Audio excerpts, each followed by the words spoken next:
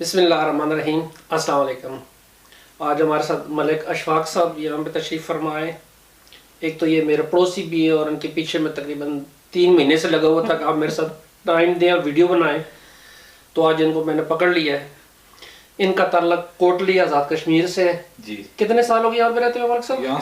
यहाँ पे मैं आया था सितंबर 2010 में। सितंबर 2010 में? हाँ, तो 10 साल से ऊपर हो गए तकरीबन।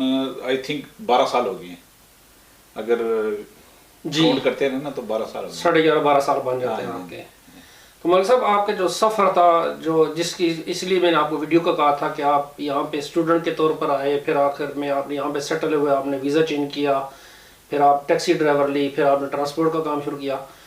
तो मुझे थोड़ा सा बेसिक से बताएंगे कि आप पाकिस्तान से स्टूडेंट वीज़ा कैसे हासिल किया? फॉर एग्जांपल, आपने यूनिवर्सिटी कैसे तलाश की, क्या चीज़ थी जिसने आपको अपील किया यहाँ पे आने के लिए? सबसे पहले तो मैं आपका थैंक यू अदा करता हूँ कि आप जो है ना इस तरह की वीडियो बनाते हैं और लोगों को मोटिवेट करते हैं, और जो नए आने वाले हूँ उनको जो है ना बेहतरीन गाइडलाइन जो है ना आप प्रोवाइड करते हैं। आपकी जितनी भी मैंने वीडियो देखी है सारी ऑथेंटिक होती हैं, और ये है कि आप जो है ना मुआद पढ़ते हैं, उसके बाद जो है ना आप लोगों को डिस्क्राइब करते हैं। ये नहीं है कि आपने हवा में तुक्के मार दिए, ये हो गया वो हो गया, लेकिन ये है कि मैंने आपकी जितनी भी वीडियो है मैं आपको देखता हूँ, उसमें जो है ना वो टोटल कंप्लीट इन्फॉर्मेशन होती है।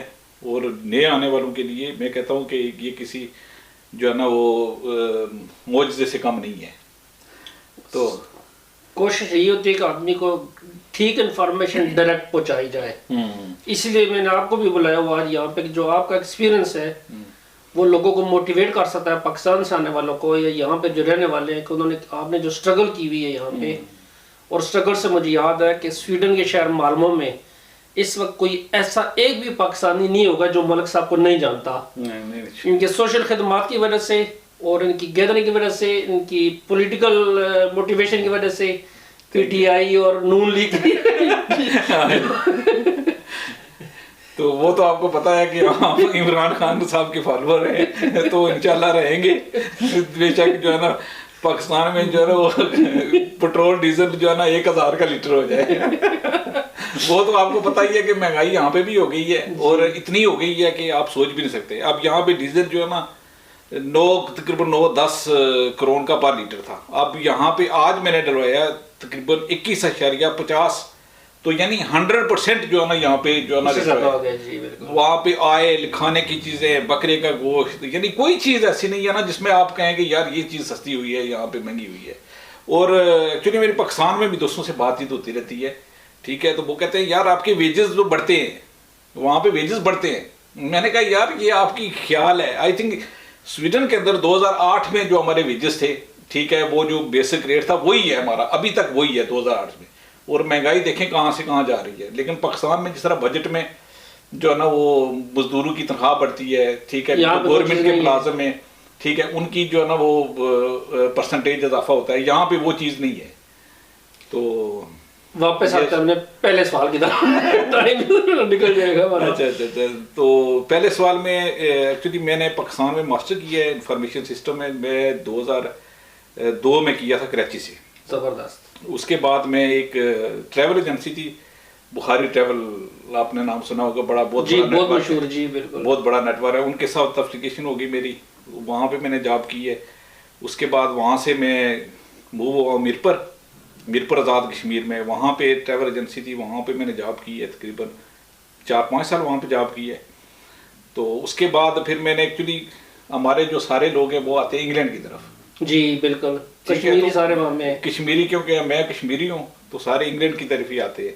तो मेरा भी जो है ना यही प्रोग्राम था, मैंने इंग्लैंड चलते हैं, कज़न गए हुए हैं सारे, ठीक है। तो अच्छा मेरा शुरू से ही जो है ना ये है कि एक्चुअली मेरे वालिद साहब की भी यही ख्वाहिश थी कि जो है ना वो पढ़ लिख के जो है ना बाहर चले जाओ, यहाँ पे कुछ नहीं है, पाकिस्तान में फ्यूचर नहीं है आप लोगों का। तो उनकी ख्वाहिश भी थी, अल्लाह ताला उनको जन्नत फिरदौस में जगह था। तमाम सुनने वालों को मैं कहता हूँ उनके लिए दुआ करें। तो वो उसके बाद वहाँ पे जब मैंने हालात देखे इंग्लैंड में तो बहुत बुरे हालात थे। दोस्त जो गए हुए थे उनसे पूछा मैंने, उन्होंने कहा जॉब नहीं है, इंग्लैंड में जॉब नहीं करने दे रहे थे। तो वहाँ से फिर मेरा एक एजेंट था जानने वाला खारिया में, शौकत प्लाजा में होता है एक, عتیق ٹریول کے نام سے. اس سے میری گپ شپ ہو رہی تھی ایک دن, تو مجھے کہنے لگا سر آپ سویڈن کیوں نہیں اپلائی کرتے, کیونکہ وہاں پہ لوگوں کو پتہ ہی نہیں تھا سویڈن کیا ہے. ٹھیک ہے, تو کیونکہ انگلینڈ اور جرمنی اٹلی کا نام سنا ہوا تھا ہم نے, ٹھیک ہے, ڈنمارک کا بھی سنا ہوا تھا کیونکہ وہاں پہ کارٹون کے خاکے وغیرہ بنتے رہتے, اس کے بعد جو ہے نا وہ تھوڑا میڈیا میں آتا رہتا ہے. تو پھر اس نے کہا میں سر اپلائی کرتا ہوں. انہوں نے کہا جی آپ ڈاکومنٹس دیں, میں اپلائی کرتا ہوں. زبردست. 2010 کی بات ہے. تو میں نے اس کو ڈاکومنٹس دیے سمپل, ٹھیک ہے, اور یقین کرے کہ میرا 1 روپیہ بھی نہیں خرچ لگا شاہ صاحب. واہ. 1 روپیہ نہیں لگا. تو ایک دن اس نے مجھے کال کی, کہنے لگا سر آپ کو مبارک ہو, آپ کا ایڈمیشن ہو گیا. میں نے کہا بھائی کدھر ایڈمیشن ہو گیا؟ تو کہنے لگا سویڈن آپ کا ایڈمیشن ہو گیا. میں نے کہا اتنا میں اس کو یعنی ہنس کے ڈالنے لگا. میں نے کہا یار یہ کیسے ہو سکتا ہے؟ کہنے لگا نہیں سر آپ تیاری کریں سویڈن میں جا کے.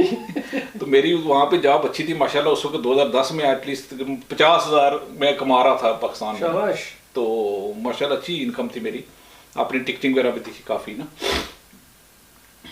تو اس کے بعد پھر شروع ہو گیا سلسلہ. وہاں سے پھر ایڈمیشن ہو گیا. پھر میں نے ویزا اپلائی کیا تو انہوں نے ریجیکٹ کر دیا ویزا. امبیسی نے ویزا ریجیکٹ کر دیا. انہوں نے کہا جی آپ کی انشورنس نہیں ہے کیونکہ آپ کا جو کورس ہے وہ 1 سال کا ہے, اور 1 سال کے لیے 10 مہینے کا ویزا لگتا ہے. ٹھیک ہے. 10 مہینے کے لیے آپ کو پرسن نمبر یہاں پہ نہیں ملے گا. ٹھیک ہے. ٹھیک ہے, اس کے لیے آپ کو 1 سال یا 2 سال کا کورس ہو, پھر آپ جو ہے نا آگے اس کو لے کے جا سکتے ہیں. ٹھیک ہے. ٹھیک, 1 سال کا جو کورس ہوتا ہے آپ کو, اس میں آپ کو پرسن نمبر نہیں ملتا. اس کے لیے آپ کو 1 سال کم سے کم 2 سال کی ڈگری اگر آپ ایڈمیشن لیں گے تو پھر جا کے آپ کو پرسن نمبر ملے گا. پھر اس میں آپ کی ہیلتھ انشورنس وہ کور نہیں ہوتی. ٹھیک ہے.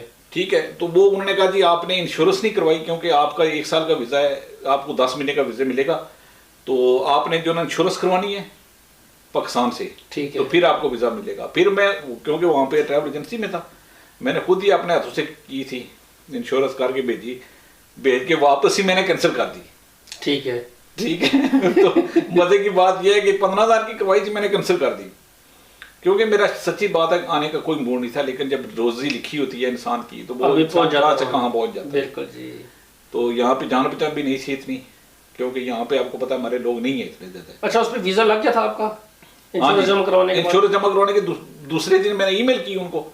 اس کے بعد دوسرے دن انہوں نے کہا جی ٹھیک ہے آپ آ کے پاسپورٹ لے جائیں, آپ کا ویزا لگ گیا. گڈ. تو ویزا لگنے کے بعد اس کے بعد سفر شروع ہو گیا جو اسٹرگل کا. یہاں پہ اسٹاک ہوم میں آئے, ہم نے کہا جی یہاں پہ اترے اسٹاک ہوم میں, یہاں پہ کوئی بندہ جاننے والا نہیں تھا, اور ہم نے جس جگہ جانا تھا اس سٹی کا نام تھا ویکو, جس کو ہم انگلش میں ویکسجو پڑھتے ہیں. ویکسیو پڑھتے ہیں, بالکل جی. ٹھیک ہے. تو وہاں پہ میں گیا ہوں, تو میں نے کہا چلو میں ٹرین کا ٹکٹ لیتا ہوں. اچھا, میں گیا ہوں ہر اسٹیشن پہ, میں نے ان سے پوچھا جی کہ میں نے ویکو جانا ہے. اچھا. ویکسجو جانا ہے. تو وہ میرے منہ کی طرف دیکھ رہے تھے, تو وہ کہہ رہے تھے یار یہ وی ڈونٹ نو. تو آخر تنگ آ کے میں نے اس کو ایک ایڈمیشن لیٹر نکال کے دیا. میں نے کہا یار یہ دیکھو, یہ جو ہے نا ویکو میں نے جانا ہے. تو وہ گورا تھا, اس نے میری طرف دیکھا, دیکھ کے کہنے لگا you Indian people, this is not ویکسجو, دس از ویکو. تو اس نے کہا کہ آپ یہاں پہ اسٹے کرو, کل ٹرین جائے گی, ابھی کوئی ٹرین نہیں ہے. اچھا. ہاں جی. تو وہاں پہ ایک مجھے پاکستانی تھے جاننے والے مل گئے, تو ان کے پاس رات کو میں نے اسٹے کیا وہاں. پھر انہوں نے دوسرے دن ٹکٹ لے کے دیا. پھر یہاں پہ آگے یونیورسٹی میں, اس کے بعد نئی اسٹرگل شروع ہو گئی. پھر ہم نے کریڈٹس کرنے آگے, پھر ہم نے